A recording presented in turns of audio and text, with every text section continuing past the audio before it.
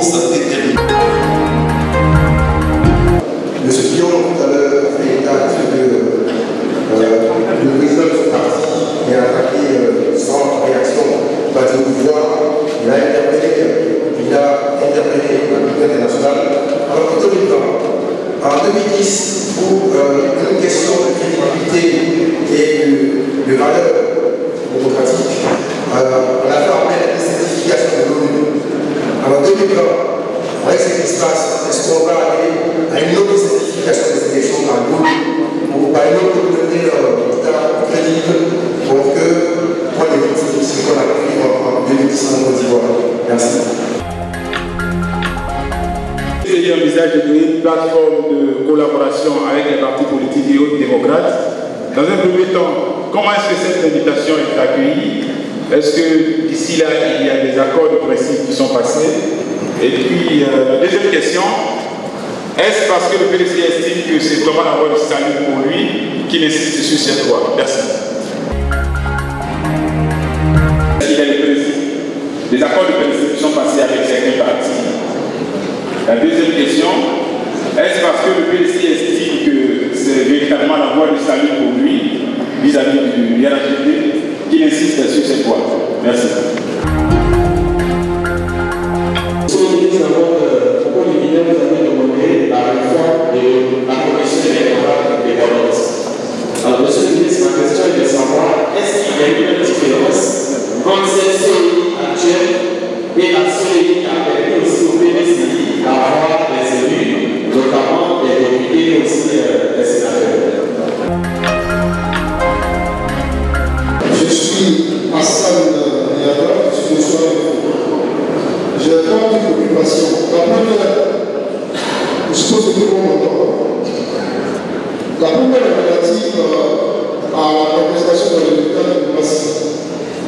Vous parlez de spoliation de la victoire à Massy, là où ni le maire sortant, Moïse Yami, dont je suis en conférence de presse, ni son directeur de campagne, ni ses gouverneurs qui sont intervenus respectivement, n'ont parlé de victoire.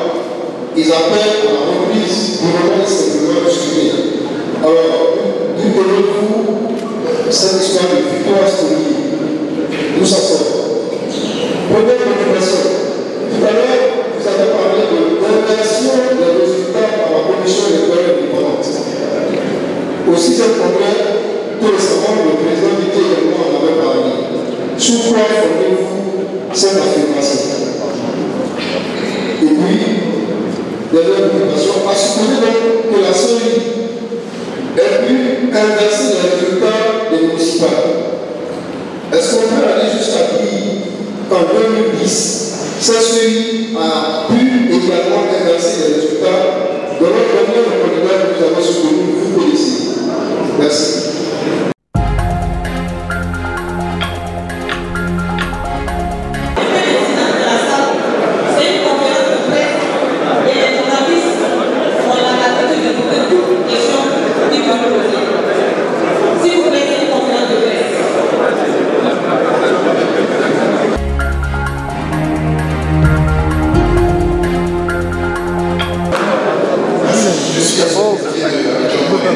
Alors, monsieur le ministre a évoqué tout à l'heure dans les résultats des élections qu'il y avait deux cas de candidature PDCI et RHDP.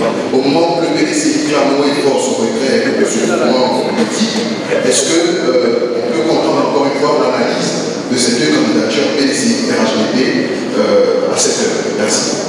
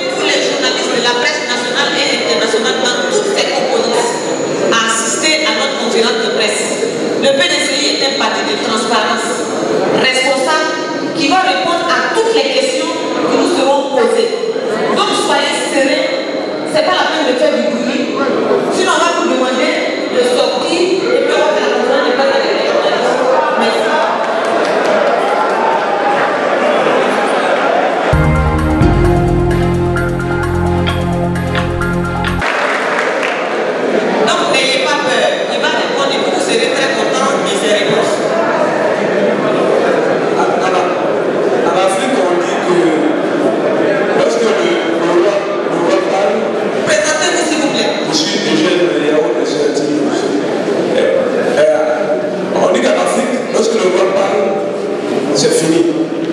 En vérité, après l'intervention du secrétaire général du PDCI et du président du parti, il ne devrait plus avoir encore quelqu'un, je le dis, à intervenir après le président. Aujourd'hui, c'est après donc l'intervention du secrétaire, du président, c'est M. Dion qui est à la barre. Est-ce qu'il faut comprendre que le nouveau patron du PDCI, c'est M. Dion?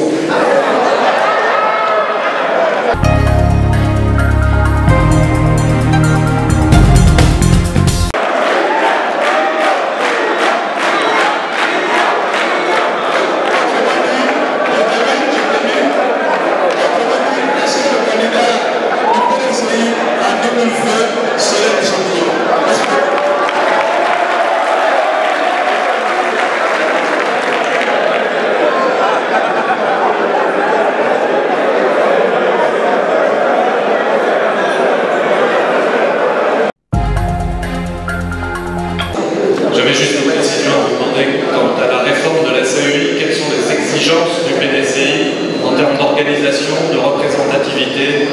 Voilà, un peu plus de détails.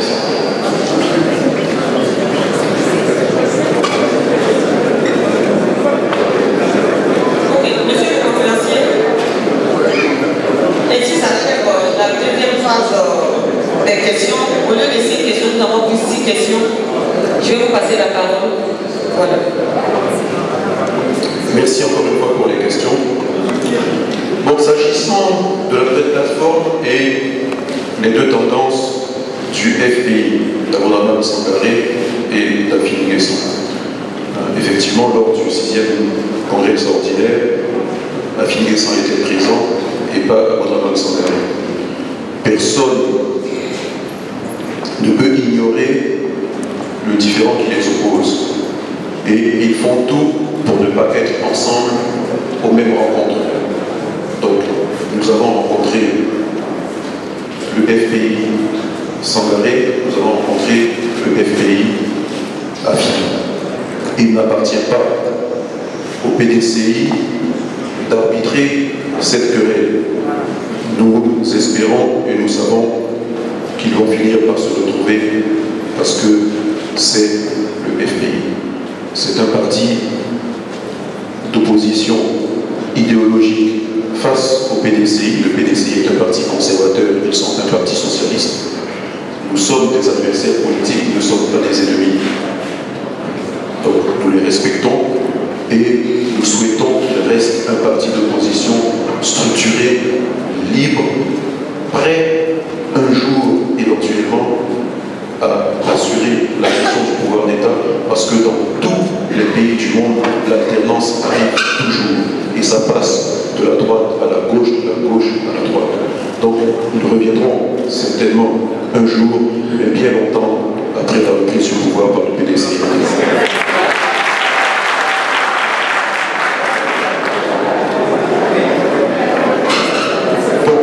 S'agissant de la plateforme, les gens d'Abidjan demandent si nous avons, qu'en est-il du camp de Guillaume Soro. Il était représenté lors du 6e congrès extraordinaire. Donc, par cette représentation, vous comprendrez que nous parlons. Encore une fois, la plateforme n'est pas mise en place. C'est un objectif. Ne mettons pas la charrue avant les bœufs. Vous verrez vous-même le résultat et la composante de cette plateforme. Alors, quel sort réservé au cadre PDCI qui migre vers le RHDP et si les ennuis politico-judiciaires. Vous savez, dans le droit, si vous prenez le code pénal, lorsqu'il y a contrainte, il n'y a pas de faute. C'est-à-dire que si vous avez kidnappé quelqu'un sous la contrainte, la justice ne va pas vous déclarer coupable. Beaucoup de cadres, effectivement, sont dans la contrainte, sont menacés, sont forcés Il y en a qui savent résister, d'autres pour qui c'est plus difficile. Ça n'honore pas ces agissements-là. Ceux qui délibérément, sans contrainte, font un choix, c'est leur choix. Nous sommes en démocratie, il n'y a pas de sort particulier, ils sont partis. Pour ceux qui veulent rester au PDCI tout en ayant un pied ailleurs, en critiquant le PDCI, la sanction tombe et ils sont exclus. Et ça, le PDCI est un parti discipliné, structuré, qui a un conseil de discipline qui statue, ce n'est pas à moi de le faire à leur place. Vous suivez.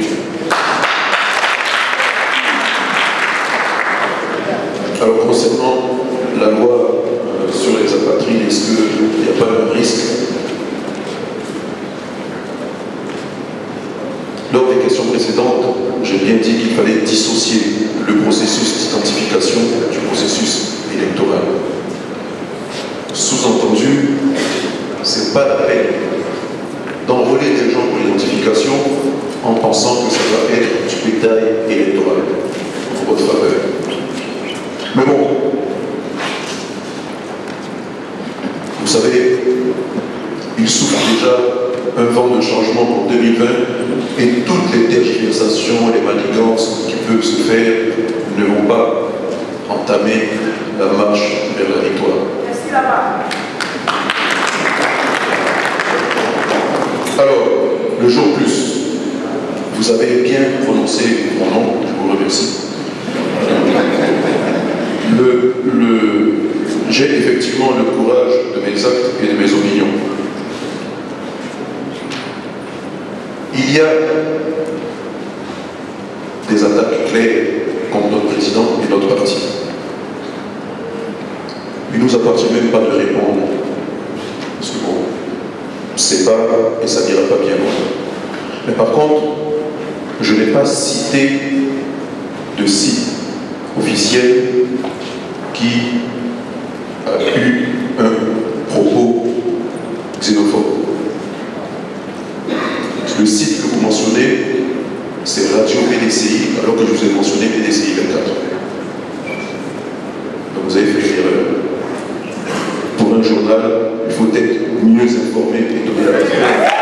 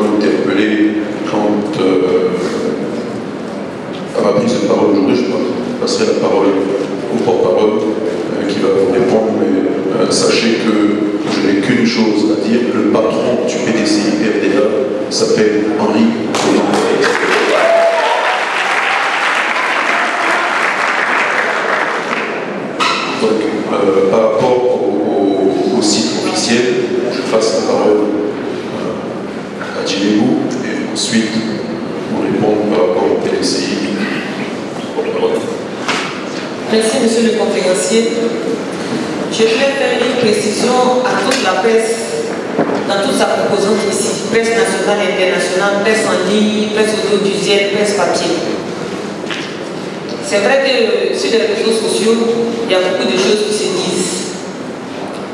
Mais le PDCI RDA a deux sites officiels qui répondent du PDCI RDA. C'est www.pdcirda.ci et PDCI 24. Si vous avez constaté, on vous a montré un histogramme au fond du tableau là. C'est pour vous montrer la progression du PDCI RDA depuis 2013 à 2018. Cette stratégie de communication pour amener le PDCI vers le bas, nous n'en avons pas tombé dedans. Et c'est pour cela que nous avons décidé à cette conférence de presse de finir avec cette stratégie de communication qui veut salir l'image du président du parti et donner l'impression que le PDCI est un parti avec son président, un parti xénophobe. Pour vous dire, Radio PDCI n'est pas un site du PDCI FDR. Vous avez bien vu pendant les élections que nous avons demandé à ce que le RATP n'utilise pas notre logo. Nous avons fait des recours et ce logo a été utilisé malgré que nous avons fait des recours. Aujourd'hui, n'importe qui peut se lever, utiliser le logo du PDCI pour créer un site pour dire voilà les propos du PDCI. Mais cela n'engage pas le PDCI FDR. Si vous voyez des propos sur le site de www.pdcifdr.ci, PDCI 24, ce qui veut dire que ce sont des propos qui engagent le PDCI FDR. Tout en sachant qu'aujourd'hui, avec les réseaux sociaux, on peut attaquer ton site et puis mettre des fake news qui n'ont rien à voir avec ce que vous avez demandé. Donc je le précise et je dis, Radio PDCI FDR n'est pas un site du PDCI. Parce que ce qui se dit sur ce site ne sont pas les valeurs du PDCI FDR. Le PDCI FDR, les valeurs sont le dialogue, la paix. Et nous ne sommes pas là pour emmener des propos qui sont derrière nous.